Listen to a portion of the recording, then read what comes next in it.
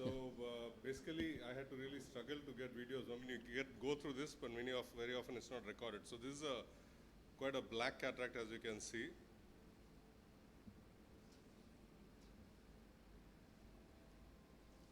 And in these, the problem is, even if you use blue, trypan blue, you can't really see the rexus because there's no contrast between black and blue. So you really don't know what's happening for a long time. So this is my standard technique. I sort of do a big crater as deep as possible. Earlier I used to do a trench, deep trench, and try to chop. So now I try to remove as much of the bulk of the hard nucleus as possible. And then start to chop. So this is a very long chopper. And again, I seem to have got at least a partial crack there, but it hasn't really gone into the center. And so that's why I'm trying to trench a bit more. And I'm trying to sort of dig into the nucleus as I can. So you can see here that the rexus was still intact. So I'm taking care that I don't tear the rexus, which is very common in these. But then it's sometimes, the force needed to separate the nucleus, the nucleus slips from the phaco tip, as is happening many times here. So this is just viscoat. Again, no financial interest in that. You need to use a lot of viscoat in this for the energy that you use.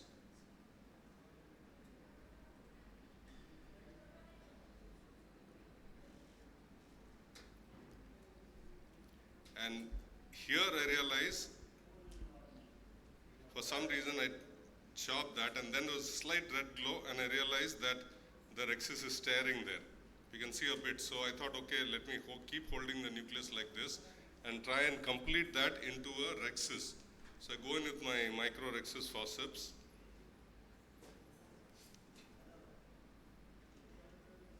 Holding this with a sort of a Sinskey hook. And I try to complete this because that is where I'm doing my chopping. So a little bit tears, but I'm not really convinced that it's worked that well, but I can't see that edge anymore. So I thought, okay, let me continue with the phaco. So the rexus tears somewhere here, on the right side, that's the safest because I won't have any manipulation there.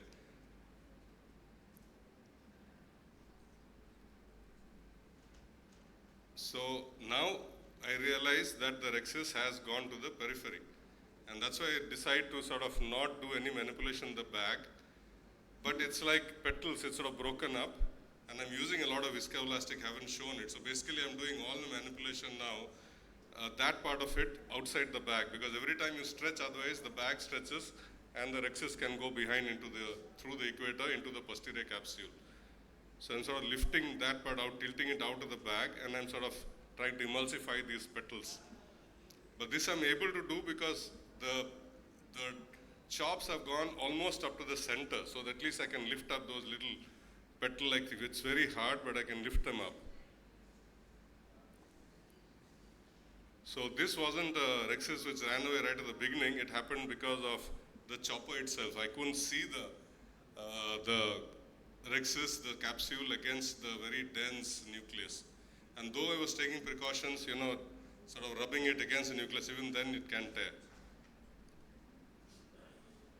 So anyway, in this I was successful in removing this. Basically I'm doing out of the bag surgery, but I'm not removing the entire nucleus out. So most of the nucleus remains in except for that part, and using copious amounts of sort of dispersive viscoelastic. In the next one, I was not that lucky. So again, it's a very, very black cataract, and the pupil is not that ideally dilated. So here it's even more difficult to chop. And this is an earlier surgery where, if you see, I've just done a deep trench where it becomes very difficult. You can sort of crack in that area, but the other areas become very difficult. And in the pupil, you can see the amount of chafing that has happened because the pupil came down. Then I decide to put in the iris hooks. So I see what's happening. And that's when I discovered that the rhexis is torn. So I'm not sure whether it caused the tear because of the hooks or it was already torn. Because it's exactly in the region of the hooks that there's a tear is there. So again, I thought that, okay, let me sort of try to lift it out of the bag and continue with the surgery. But unlike in that case, the chops are even worse. It's not really that great. So it seems to be going all right. But you have to remember that because the chop is not great, the other part of the nucleus is sort of pushing against the PC when I lift it up like this, much more than in the other cases.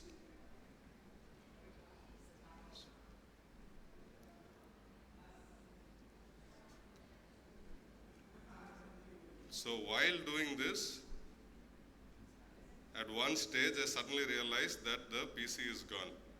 The tear has, this is where I realized that the tear has gone into the PC. So I sort of thought I'll implant a 3-piece IOL. So that's what I did, 3-piece IOL in the AC behind the nuclear bits. It's already sort of broken up now. And now we want to remove the iris hooks because I want the pupil to sort of close down a bit if possible. Don't let the pieces get behind the IOL. And then I remove these bits.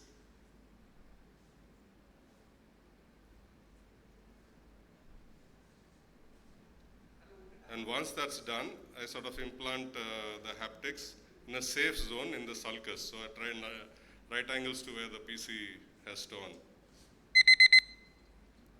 And then, I mean, that's basically the surgery. And nothing had fortunately gone behind because of the viscoat and the IOL. Thank you. Super, Sudeep, you're nicely